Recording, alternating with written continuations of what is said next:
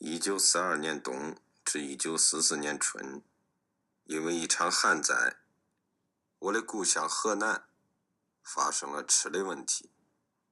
与此同时，世界上还发生着这样一些事儿：斯大林格列战役、甘地绝食、宋美龄访美和丘吉尔感冒。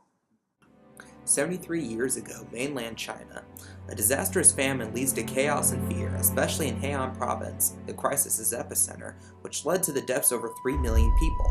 However, this episode in history is generally unknown among people in China and throughout the world. Director Zhou Gangfang took this devastating episode in history and used it to revise the disaster genre in the film back to 1942 by contrasting it with stereotypes regarding the average disaster film's rapid pacing, wholesome characterization, and optimistic conclusion in order to make the genre more realistic.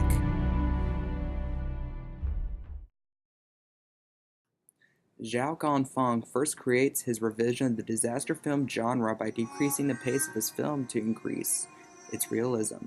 According to Maurice Yakawar, the disaster film aims for the impact of immediacy, like this.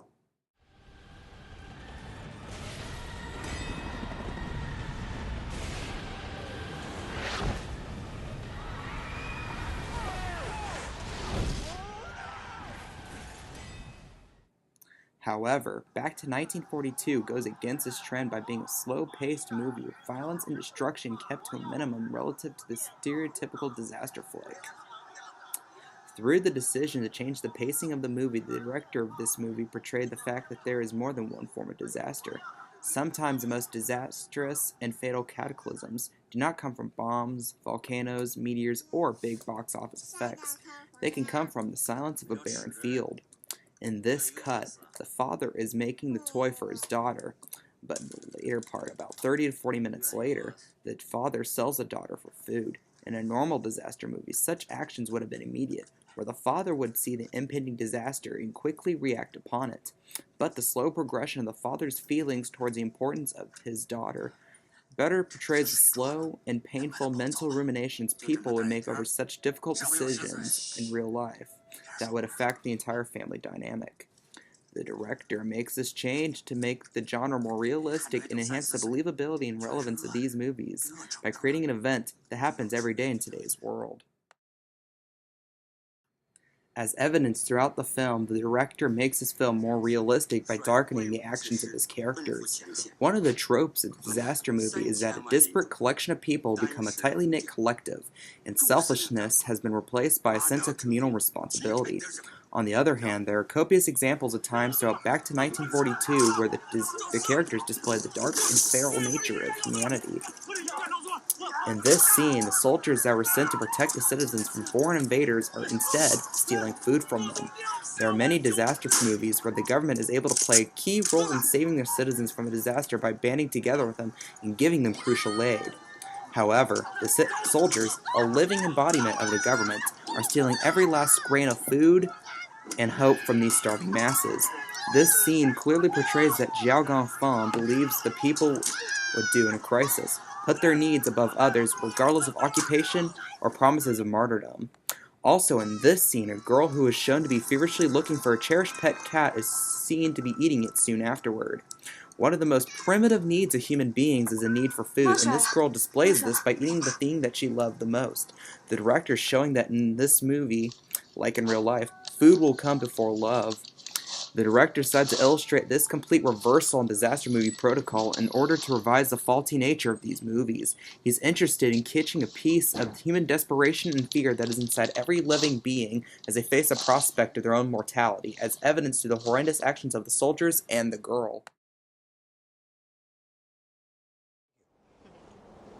Disaster films often end on a closing shot of survivors starting again to pick up their normal routines. Despite this norm, the director further revises the disaster genre by creating an ending without a true resolution to the central conflict, which is a reversal from the expectations of a disaster movie, and also illustrates the director's goal of portraying the true nature of reality. Here, the close family members of the central character are dying one by one. Despite the disaster film norm of the characters generally surviving, Zhou Gangfang does not let many of his primary or secondary characters survive the famine. This scene displays how the world cannot always be a fair and just place where the good survive and the bad perish. And it translates to the many people who have loved ones suffer and die despite their best efforts every day in famine-ridden areas of the world and even at home. At the end of the film, Master Fan, the protagonist whose loved ones all perished in the famine, finds a young girl and takes her on his journey back home. Even though he does not appear in any danger, Master Fan is still trapped in the middle of a savage zone where people resort to anything to find food, so the conflict has still not passed the protagonist. He is unable to pick up his old routine because everything that he could rely on to rebuild his life had all perished or been destroyed during the famine. In real life, there's not always a happy ending awaiting the journeyman, and the world will throw tough obstacles in the way of even the best and most well-intentioned people, including Master Fan and the orphan girl. The director highlights the lack of a happy ending to mere life so the film can keep a relevance to the viewer despite the 70 years separation between the events and the time of the film's creation. All humans have struggles that have negative endings in life, such as marriage, friendships, loved ones passing away, and the like. And some things in life seem ambiguous and unclear, which is unlike the cut and dry nature of most disaster films. Here, the director is explaining his thought process when he creates his movies, such as back to 1942. When making this movie, he wanted to recreate the actual feeling of being in a disaster than the falsehoods perpetuated by the classical disaster movie. Through the revision of a few key motifs of the disaster film genre, the director portrays the true, brutish nature of reality. In many ways, it is far preferable to live in an average disaster film world because the people are much nicer, there'll always be hardcore action, and there'll always be a brighter tomorrow. However, this is the real world, where there is famine, disease, depression, and the like. Zhou wanted to illustrate that real disasters can be more heart-wrenching and sad than the ones that are become big summer blockbusters, and that disasters are timeless issues that plague the human condition here and around the world.